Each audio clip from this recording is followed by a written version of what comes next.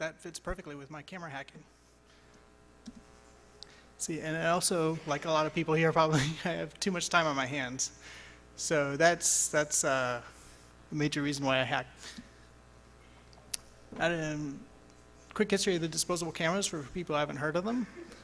They're made by a company named Pure Digital in San Francisco. And they make 3 versions of still cameras and 1 camcorder. And they're still in business. They've been in business for a couple of years. And their basic business model is you buy the camera for a really cheap price, reduced. It's kind of a lease, but it's not really because there's no contract. You take your pictures and then you return it for development. And then you pay them extra money and they'll give you back photos or a CD or a DVD, depending on what it is. Works out to be about $1 a picture or $2 a minute for the video camera.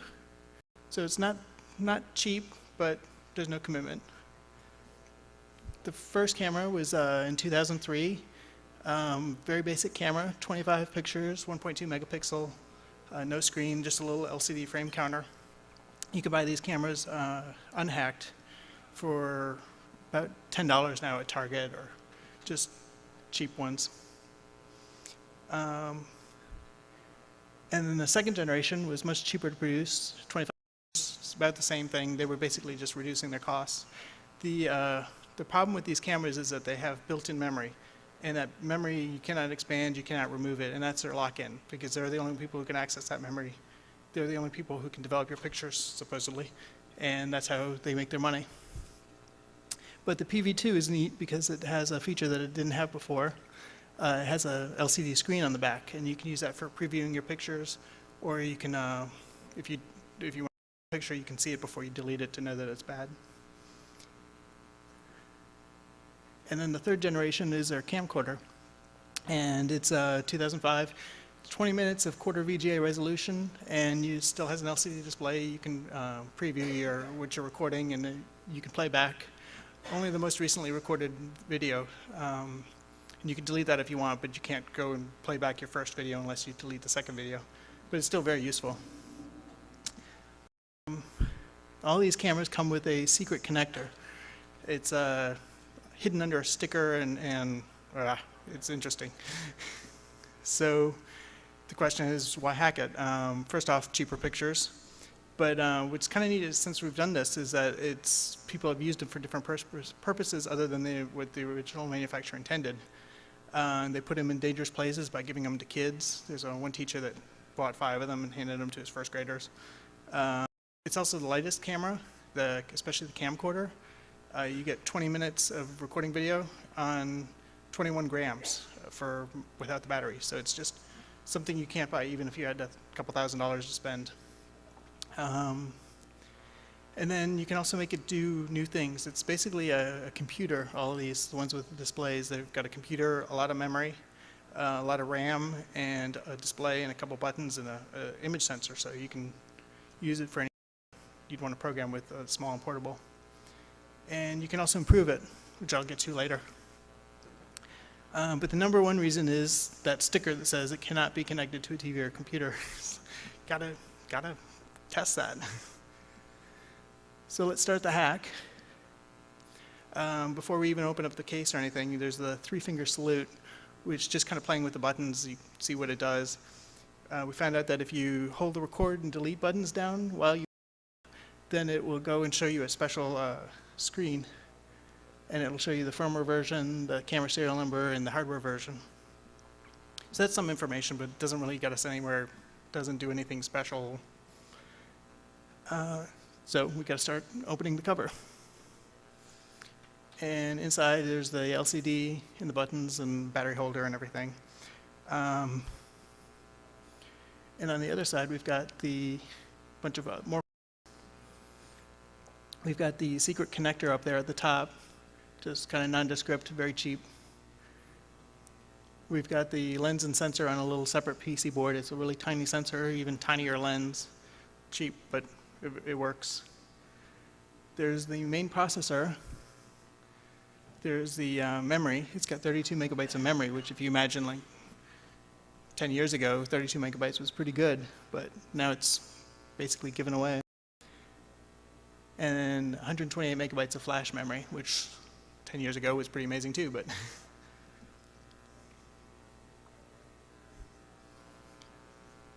See, so we've got the secret 10-pin connector, which doesn't have any documentation, and there's certain tricks you can use to figure out which pin does what and how to hook up to it. And one of the tricks of the trade is determining where the ground and power pins are. And usually those are pins that are on the PC board that have a lot of surface area. And if they're exposed, that's a good chance that it's ground. And if it goes to a screw hole, that's even a better chance that it's ground. So you can see up at the top there, that signal is probably ground, and in fact it is. And then you can use a multimeter. Doesn't have to be too fancy, but you can trace that either visually or with the multimeter electrically to the pins and figure out which ones connect to that ground. And then there's another trick. The power and ground pins have, there's a couple other things to identify them with. First off, they connect first. They're furthest out on the connector. So when you connect up to the connector, to the camera, those touch first, and that's good for static electricity. It helps dissipate that and protects the camera from damage. It also makes sure data pins are not supplying the power. The electronic circuits, if you can power things with the data pins, which they're not designed to, and that can damage them. And then also bigger traces, many vias on the PC board usually indicate power just to carry the higher current. And then, of course, using the multimeter, if you can find a chip that has a known power or ground, you can measure it and see if it connects to the connector on the secret connector. So next up are the data pins. There's some tricks for that too. They usually connect up last. They're further into the connector. They have thinner traces, and they're often symmetric. So in a close-up here, you can see those two pins both go to vias down there marked in red, and it's totally symmetric. Kind of an extreme case, but. And then just because it's a pin connector doesn't mean everything has to be connected. There were 3 unconnected pins, and these used to be used on previous generations of the cameras, but they kept the same hardware for the reader, so they just left those pins in. And sometimes you get lucky. This is another device, the Z-View. It's a media player that's kind of locked, and they have a JTAG connector, and it's not marked or anything, but it's got 8 pins, and that's what the JTAG connector has. And if you look at the ground and powers on that, you can see that, look at the JTAG specification, you can see that they line up and figure out which pin goes to what. So they removed that on the next version of this product. So there's lots of ways you can interface these cameras. I'm going to guess a USB connection. It's popular, and from the little bit that we could find on the data sheet about the processor, it was supported. So it's a good guess, just a guess. And a USB connector has a power, ground, and 2 data lines. And this one, you can see that the ground and the 5 volts are a little longer again, so they connect first. And we finally figured out that the pinout was ground, power, and there was a battery thing so that when they put the camera into the reader, they could tell if it had low batteries and whether they needed to replace it before they resold it. So we've got a USB cable, we've got everything. It sounds hacked. It's recognized by the computer. You can see it says where that blue line is, but it doesn't work. So we can try hacking known good drivers. We find drivers for similar products and change the vendor ID and product ID in the drivers so that they'll recognize the camera, but they still wouldn't talk to the camera. So we're kind of back at square one again. And that's when we look at the hardware again. And one of the questions is, this is a low-cost device. This is selling for $11 to $30. Why do they have so many chips? That looks like a lot of work to put that together. And obviously, there must be a reason for that. And the reason is that each kind of device is a different kind of process that they make the chips with. So the microprocessors are made with one specialized process that's good at high-speed logic. Another one for the flash memory is good at flash memory, and another one is for the SRAM is good at SRAM. So that helps us. Because this is a low-cost device, they try and buy it in bulk and bulk means it's standardized. So we can go to the JDEC standards and get the exact standards for the flash and the SRAM. And that's pretty easy. The data sheets from all the manufacturers pretty much say the same thing because they're compatible, and it goes into excruciating detail. But the processor is a little bit different. It's a part like the other ones, but unlike it, it's got very few customers. And by customers, I mean people who actually buy these processors and integrate them into their design. So there's probably about a dozen customers for the Zoran chip. And also, because it's a system that they sell, the software that comes with it is very tightly integrated with the hardware. And that usually means an NDA, which I probably wouldn't get. Not that people haven't tried, but and because it's all behind NDA, the web search has turned up very little except for that this chip had a USB interface and a couple other details. So translation, we're boned. We don't know what to do. There's nothing further we can go there. So we have to take the next step, which is looking at the flash memory, which is the only memory chip on there that has persistent storage. And it looks like a kind of intimidating chip. It's a 0.5 millimeter pitch on each side, and it's got 48 pins. But luckily, half those pins are not used. So if you break them off when you're taking the device off, that's okay. If you got a good chance of it still working. So many unused pins. But the data sheet has the exact specification on how to read it. And it talks to, it has a sequence of signals that you need to give it to get the data out. And you just basically have to follow those from left to right, and it'll give you your data. So where I worked, we have a good modern flash reader. We had an old flash reader, so I had to build my own. And I got unlucky. Some people have the newer flash readers. I use this just I/O card as a generic I/O card that you can control with USB. You can twiddle the individual bits and read out the data, and it's relatively cheap, $79. And then since the flash memory is so small, I needed an adapter board to get to the wires, and that was another $50. And then a little bit of software, and I had a homebrew flash reader, and actually I changed it to be able to program too. So just a simple program that goes and follows what the data sheet specifies and doing everything in order. And you get your data out. And alternative is a smart media reader. The chip is designed to standards, and it turns out that those standards are the same as the smart media interface. Some people have tried that. You can get the data out. Unfortunately, the drivers for the smart media automatically fix error correcting problems, flash memory problems. And that kind of obfuscates how the chip works, and you don't get all the data. So you can get your video out, but it's a little harder. So eventually, one way or another, you get the raw memory image, and it's just 128 megabytes of stuff. And there's a lot to look at, and you have to figure out what's not. And some of the easiest ways is just look for known stuff. ELF, people have heard of that, or it's a standard memory, it's executable format that's used by Linux and Solaris and BSD. And we find some other things just searching. We find FAT12 for a file system. There's another FAT16 in there too. And eventually we can divide the whole 128 megabytes into different portions and start to make sense. And so at the left there we have the firmware. We have different FAT volume names, which they've nicely labeled for us.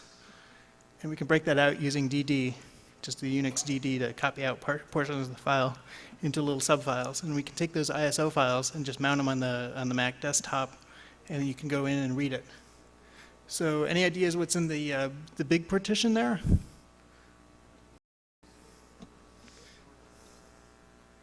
Got the videos.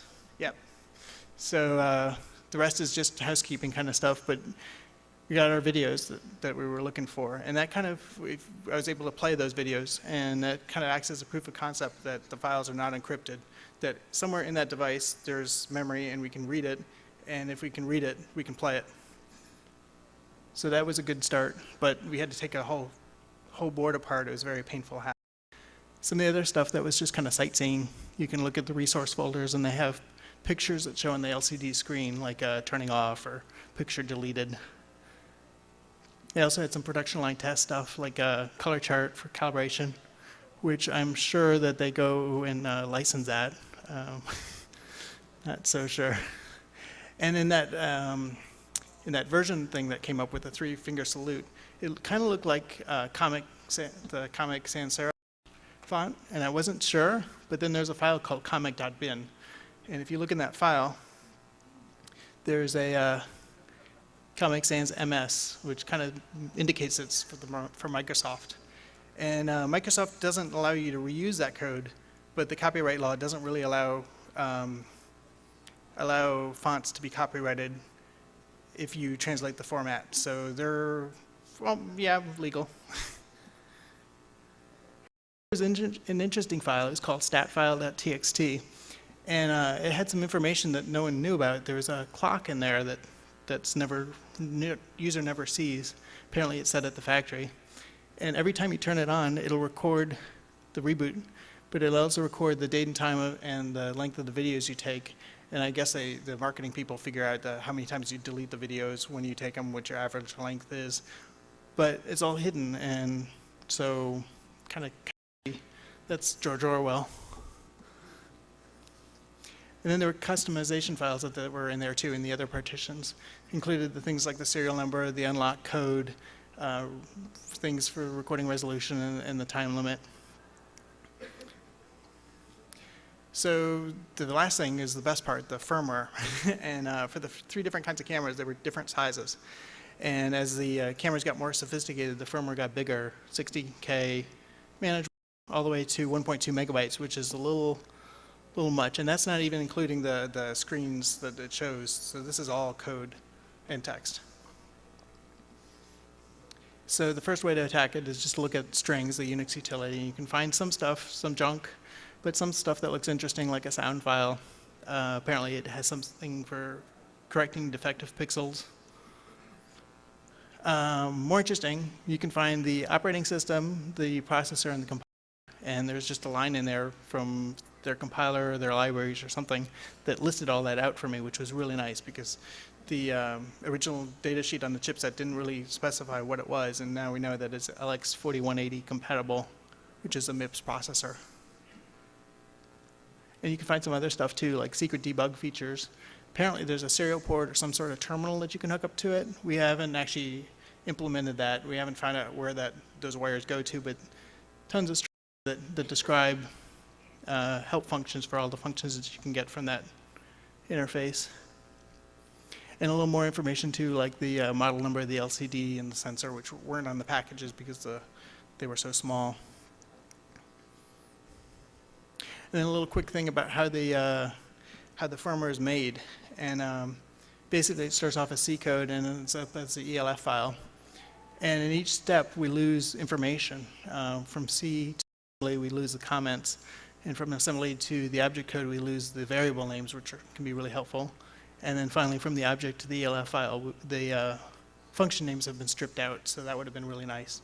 But it's all gone. And so our goal is to go backwards on this chain, go back to regain that information that was lost, which pretty hard. So one of the questions is what CPU does it use? And oftentimes we can get like it blazed all over the chip, big letters, MX1. Or we can find it in the strings like we found previously. Or you can guess it too. If it's an 8-bit processor, Table Assembler has a lot of different processors that it supports. And you can use that to debug and reverse compile the firmware manually and figure out which ones look like it makes sense. And if it's a 30 processor, there's less choices that you can go and find. So it's basically a guessing game. You just have to get research on different kinds of processors as you think it could be, and then manually disassemble the code and see if it looks sensible. So the manual disassembly is kind of a first start. We start off with some bytes and convert that to binary, and then look it up in the sheet, and it shows you that all those bits in those places means that the instruction is a load immediate register A2 with a 16-bit value. And so that's good. I mean, it took some work looking through the book, and that's just one instruction. But we really need a disassembler to go through and do it, the whole thing, 300,000 instructions instead of just the one, and do it in bulk. So there's two major choices. You can get free tools. My GNU Obj Tools supports pretty much everything that GCC does, so it's on a lot of platforms. IDA Pro, which I've heard great things of, but I haven't used yet. It's more expensive than free, and the support costs a bunch of money, but it looks pretty flexible. But there's a third option, and that's, since I'm doing this as a hobby, writing my own. So writing your own is actually easier than it looks. It's just converting binary numbers into text strings. There's a lot of examples out there that you can use, from simple 8-bit processors to 32-bit processors.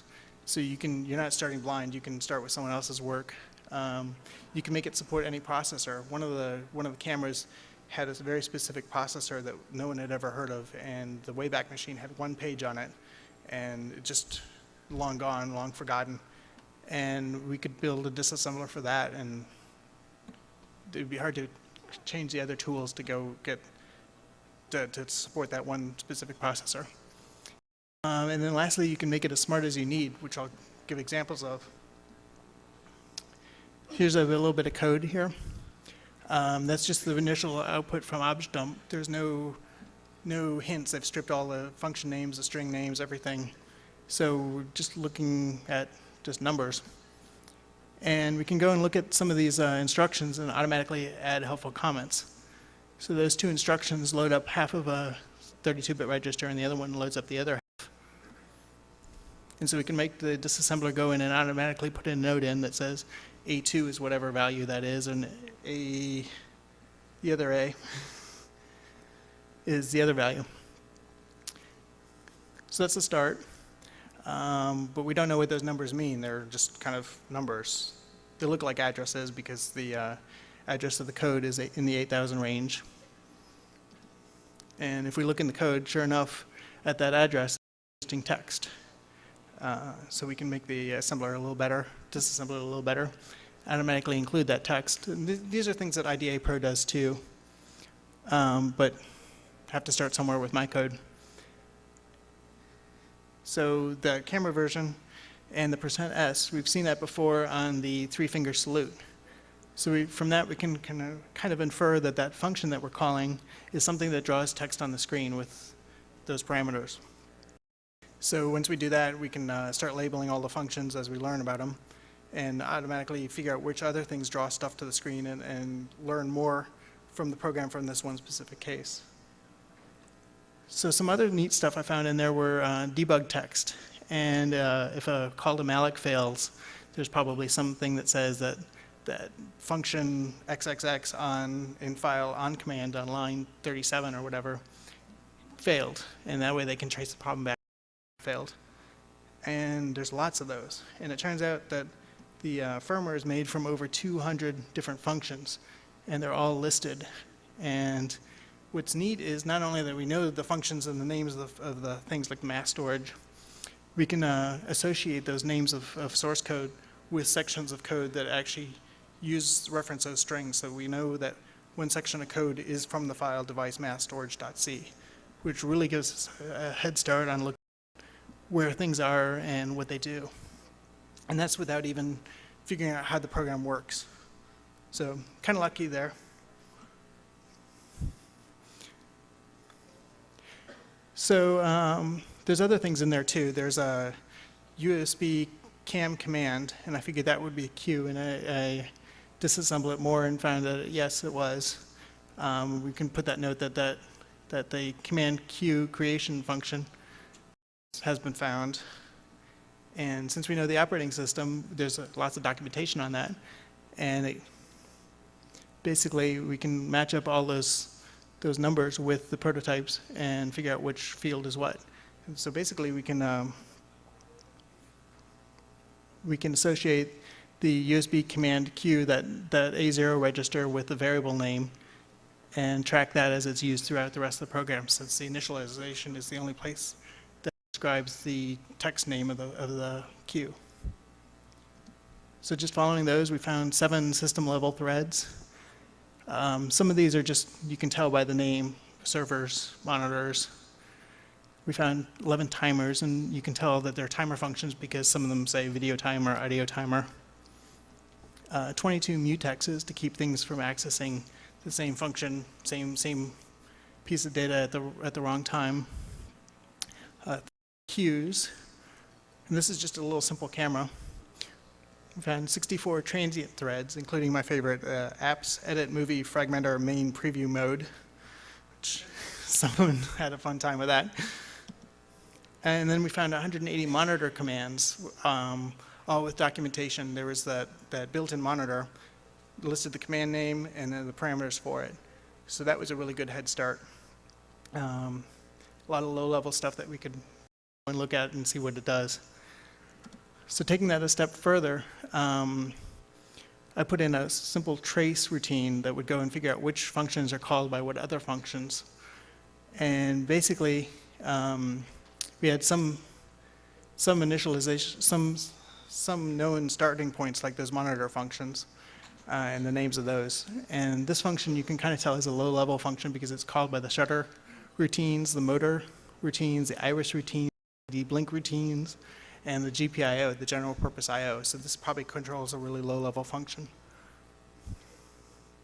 So this is a hobby, many, many months, and I'm not doing it on a timeline, so it's just relaxing. There's no schedule pressure. I've got to keep it fun.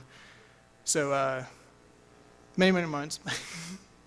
The second camera, the camcorder, took about 5 months. I'm sorry, the PV2, the still camera, took about 5 months. This one that I've been camcorder took about 3 months because I had extra debug data. And eventually you start to find things interesting. And we found a USB cam command queue. We found a function, a task called USB agent that uses a TXQ send, and a command dispatcher which uses a queue that was labeled TXQ receive. So built up a working model in my head of how it worked. And basically the idea was that commands come in over the USB function. They're picked up by the USB agent, which puts it in a queue, which goes to the command dispatcher task, which gets the elements off the queue, and then calls various functions to actually do the work.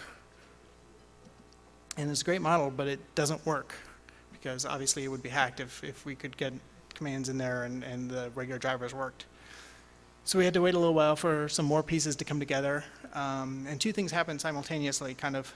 Other people found that there was one way to get some data back from the USB interface. And they basically tried all different kinds of numbers passed to it. And most of them just didn't do anything, didn't return anything. But they found out that if they sent something that started with an FE, that they could get a 1 byte returned or 2 bytes returned. And they didn't know what those numbers were, or it wasn't totally reliable. But it was interesting. We got it to do something. And so then I found a neat piece of code. That code was this code. And basically it takes an input and discriminates whether it's 92, 90D, FA, FE, or FF, which that FE is the same as that they had been using. So it's kind of interesting. Why would you need a function except for some sort of locking mechanism? So yeah, I revised my model. Basically, I guess that most of the useful commands are locked, and that there's a couple unlocked commands that you can use, those 5 functions, and gain access to the rest of the commands. So that kind of helped me focus on those 5 commands to figure out exactly what they did. They were very short functions, and then figured out from that what they needed to be happy with. So it turns out that in the memory, there's a challenge response, and basically the camera has a challenge and you've got to give the right response to unlock it. So there's a challenge, and you access the challenge and the response through these 2 functions. Give an example. Basically, you say, what is challenge number 0? You give it one of those commands, and it looks it up in memory, tells you that the first 16 bits of that challenge is 1, 2, 3, 4, and returns it back to you. And then you have to go back and figure out the correct response for that challenge, tell it to the function f, it goes and looks it up in memory and compares it. And if it's correct, it'll tell you it's correct. Actually, it'll tell you if you're all done or if you're not done.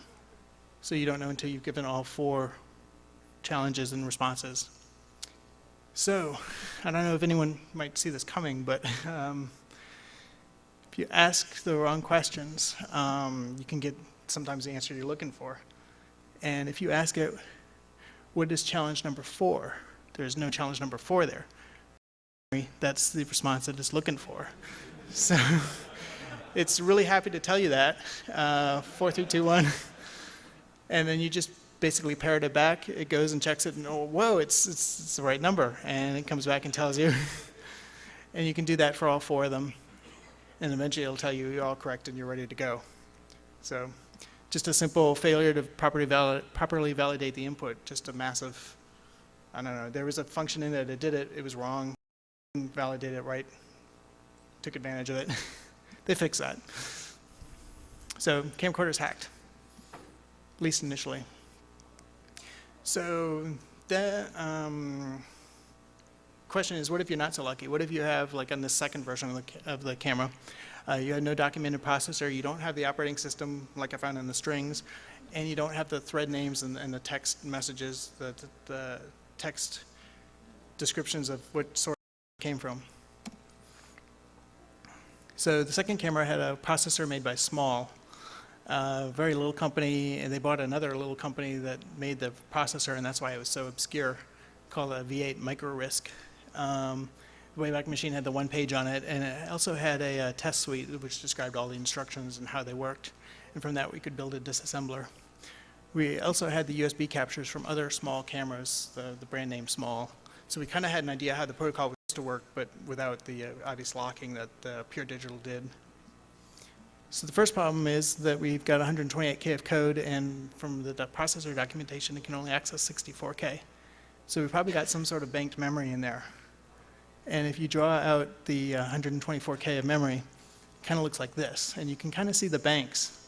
There's about a dozen of them. And then there's leftover purple code there that's just empty, that's not used. So that helps us figure out what the banking scheme is.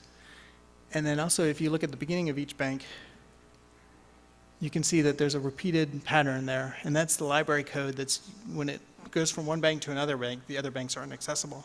So this library code for addition, 32-bit math, things like that, is repeated so that it can be used by all the code. And so that pretty much verifies that the banks are like we expected. So the cool thing about building your own tools is that you can look at the code and you figure out how it works. You can, it had a totally custom method, and then you can add that information back into my disassembler and just make it work. So that was a large part about disassembling it. One of the things that we knew from the protocol was that all the packets started with a magic number, and it was either small or LAMS, depending on the order. But we couldn't find that in the code. And strings, there wasn't a string, there was no like mem compare. So we finally found it, and it's 4 instructions, and it's all out of order SLAM, and it's just basic compares. It's pretty hidden, but just looking for the ASCII, we could find that. And what's neat about this is that if you see the top line, we can find out where in memory it keeps the buffer for the USB packets. So we can figure out what it's doing with the rest of the bytes in those packets, and then figure out what it needs, again, what it needs to be happy to unlock. So lots of looking at the code, figuring out functions, trying to make guesses, and seeing what they do. And eventually hacked. So, and of course we have the obligatory vandalism hacks are just changing some of the text characters in the ROM. So, both cameras had the same problem. They had validation problems with the input, and both in different ways they failed, but same basic problem. So I've got a little security analysis, and I'm not really an expert in overall security schemes, but I'll give it a whack. So I'm sure there's better people that can do this. But first off, first camera, totally security through obscurity.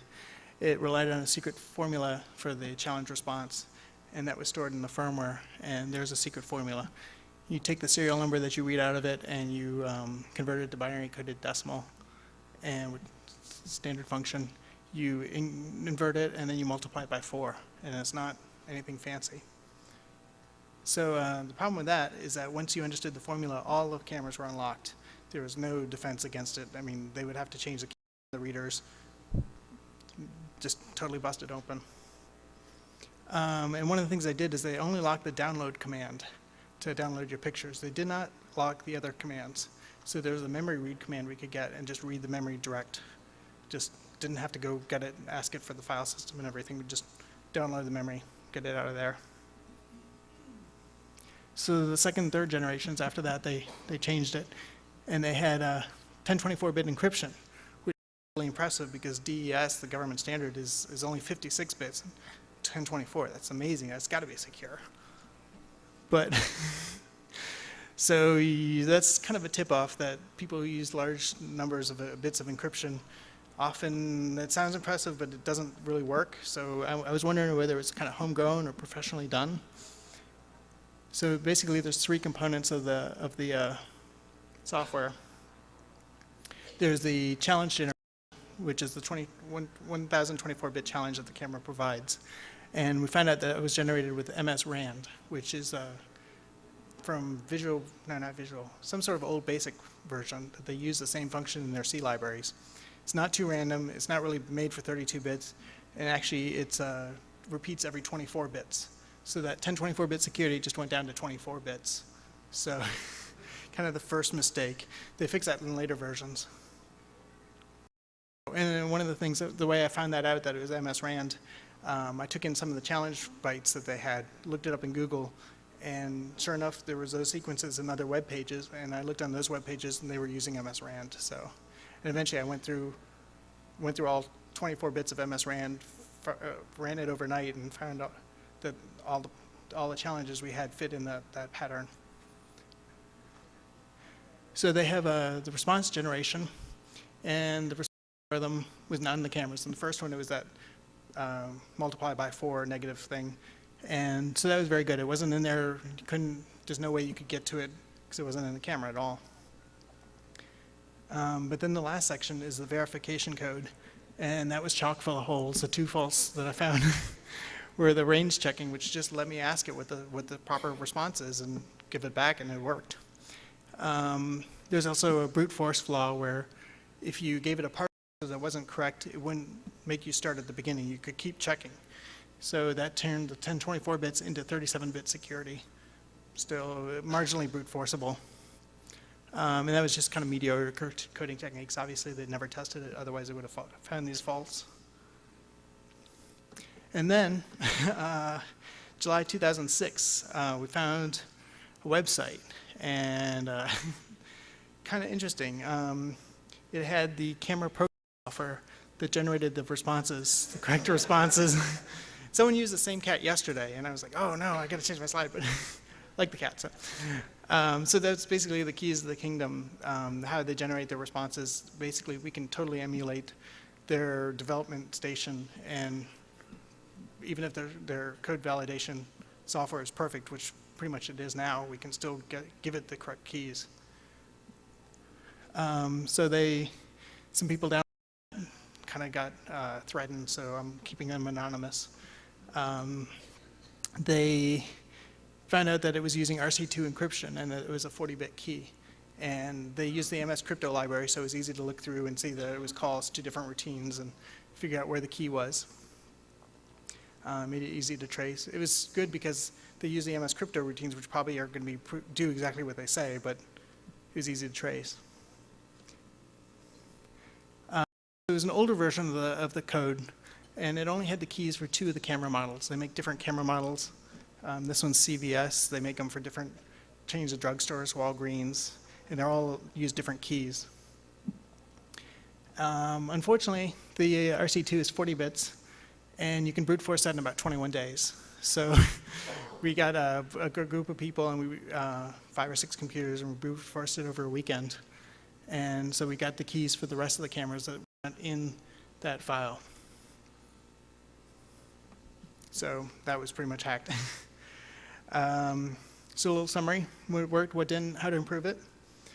The architecture is, they removed the algorithm, the challenge response algorithm. It was good until we found it on the FTP website. But it's only password protection. It doesn't really do more than allow or disallow access. And it is still very vulnerable to implementation flaws. And they could have encrypted it, encrypted the video files, and that would have been really nice because if they encrypt it with, I see someone throwing their ball. If they, now I'm getting nervous. They, if they had encrypted the video files with a one-way thing that you needed another key to recover it, and that key wasn't on the camera, it would have been really hard to undo. Unfortunately, their software is not designed against changing it, and we can actually, like the Hacksword thing, we can change the software. There's just a simple checksum in it to see if it was valid or not. So we could have easily cut that part of the encryption routine out of the software so that when you recorded the videos, it wouldn't be encrypted. They could have also done it in the hardware, but that would have been really difficult. It would have required a custom hardware, and this is a low-cost thing, so they didn't want to do that. So security through obscurity worked for about 2 years, which is good because they had a really weak algorithm, either the 4-bit, I'm sorry, the 40-bit RC2, or they had the other even weaker one, which didn't last as long. Unfortunately, that weak algorithm busted it on all their products simultaneously. They should have used different, either a more robust underlying crypto, or done different kinds of cryptos for different products so they wouldn't all be busted at the same time. So that's really bad. Let's see.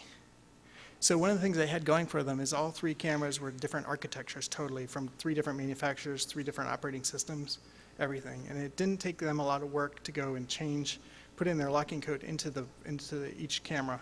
So actually, I think the hackers did more work than they did engineering it. So that's a good for them, because that means that they can keep changing it, we can keep hacking it.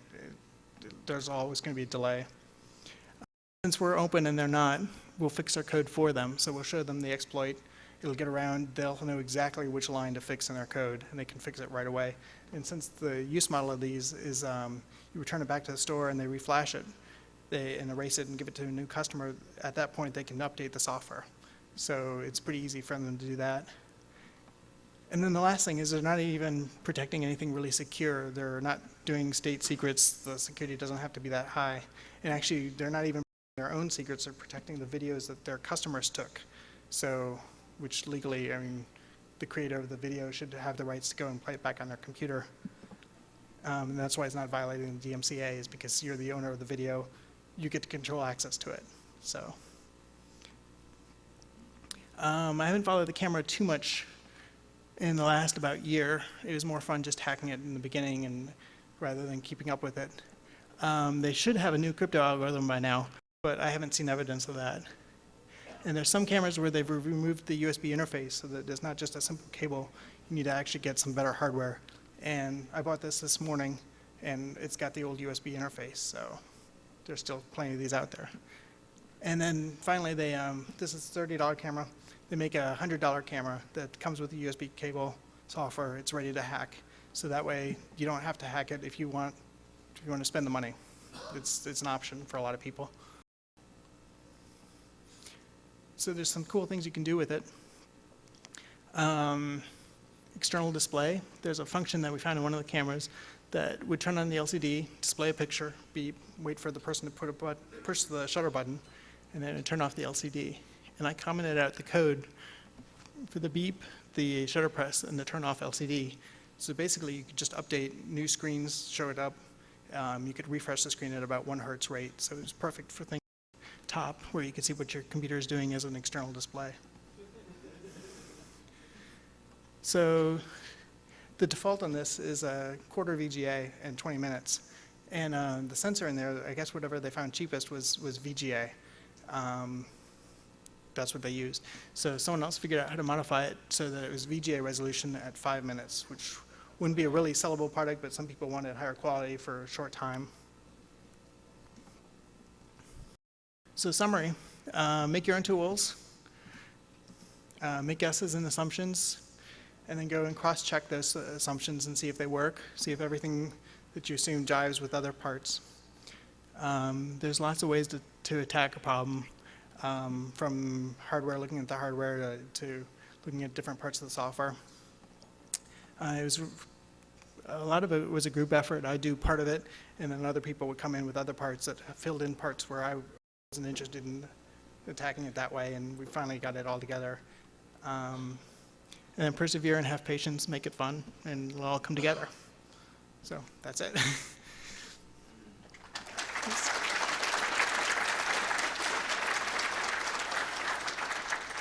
So I have one more thing. I wrote an article for Make Magazine, and I launched it in a rocket. It's 21 grams, really small, so it fit in the nose cone. I've got the video for that, of it taking off. And there's my house, and it's coming up there, and where I live. There's a parachute and the body of the rocket, and it comes back down to Earth. That black thing was the sun. If it's too bright, it'll overflow, and you get a black spot. That's slow motion. It's me down there. There's a prairie dog holes. There's a path, the creek. There's us again.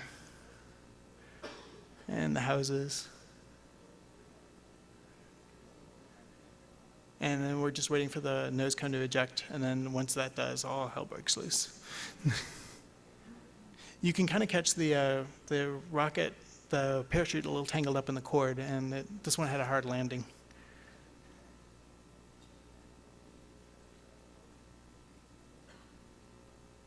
And it comes back down. So that's it. Thank you very much. Did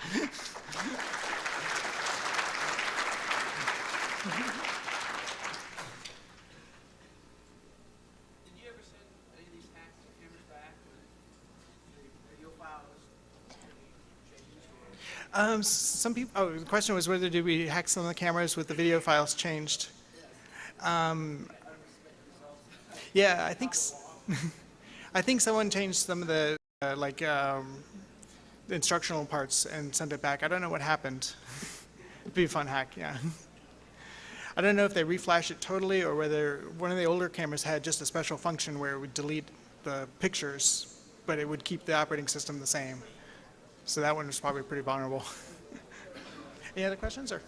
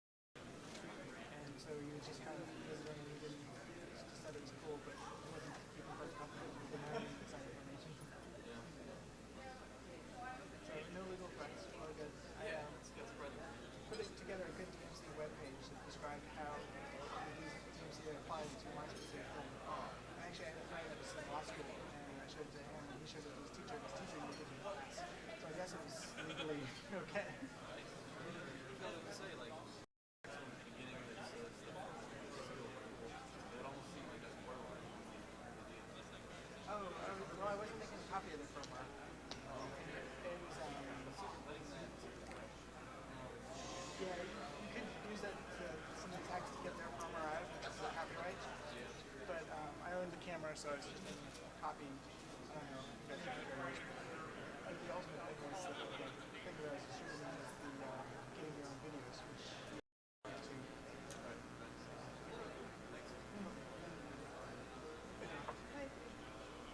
This is Beth. Hi, Beth. She worked on that space balloon project.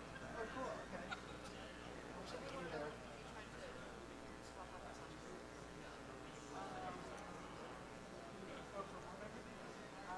Someone did that.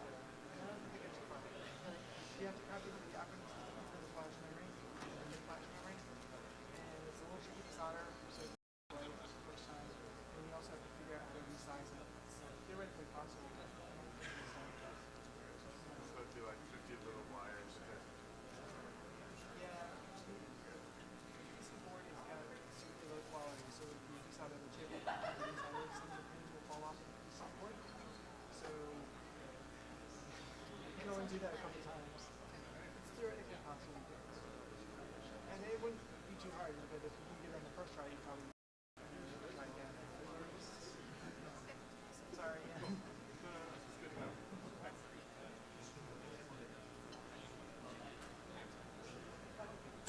Oh, cool.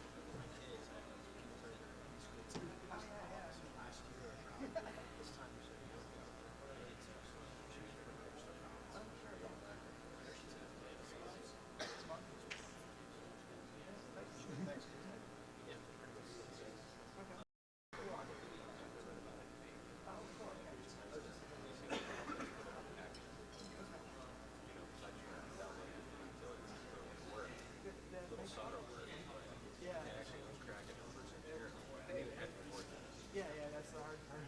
Yeah. But then I got one out because we did that article and they sat on it for like 7 months. Really? Yeah. And so by that time, Pure Digital like fixed a lot of problems. I had no trouble. I went out to, the hardest part was actually soldering. Okay, good. Because I had been soldering. Cool. Okay. Did you use the Kernis key then? Yeah. Okay. Yeah. Found all that. Yeah. Yeah. Right where I went. I No used to problem. be more active on that, but I haven't been so much so. Just because I don't like tech support. So. Yeah, no, I don't blame you at all. Yeah. I'd But like yeah, to do, I had no but problem. It worked great. Would you launch it over? Just, I was showing my son all rockets we used to do. Okay. Mine actually, I never got it to work right. But it was the camera problem. Okay. Kept melting the parachutes using the east side. Oh. So we come down, when it smacked the ground, you get the last pro video, Okay. and it locked the camera would freeze. And you had to hardly basically disconnect the power. And you couldn't get anything else going. I did that, and because before I wired the battery together, the battery bounced the exact same thing, even with the pressure operating normally. So, Oh yeah, no, the battery was but the impact circuit voltage oh wow. it couldn't recover. So you'd have to turn it off, turn it off. You know, it's like when your laptop freezes, Yeah. just freeze the last image on the screen. Mine killed it permanently though. So, Really? yeah. Because it was writing the memory, and then like the power was flash messed up. Yeah. And something started writing in the wrong place. I pulled that off and did the diagnosis and I could see that there's a video was where it shouldn't be. So one of these days I'll get back to it. Yeah. You used the wadding? Yeah. Okay. Yeah. And did you There's use more the... wadding, more wadding. Huh. I did it 3 times only, and all 3, well, one of the guys had it up on the first one, and the other 2 were better.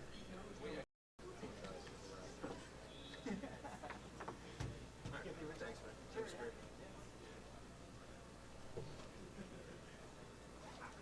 Glad it didn't run over. Glad it didn't run over.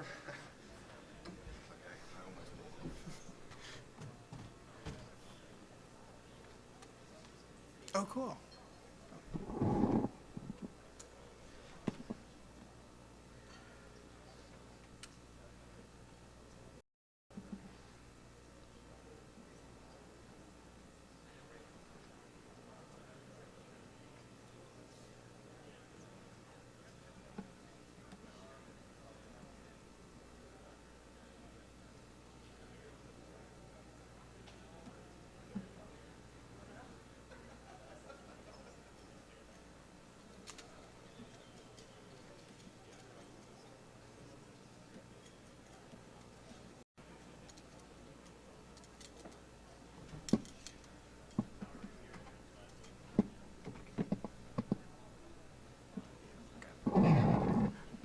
Quick announcement, someone found a phone that was left here in the last talk or so, and if they get to me before we start, I'll hand it over.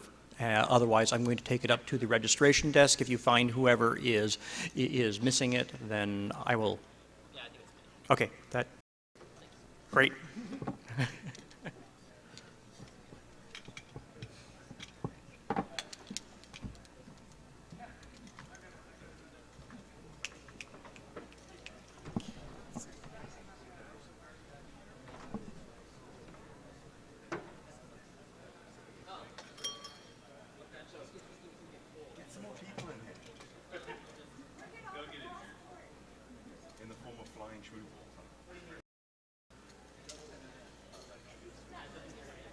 was just thinking, probably justified.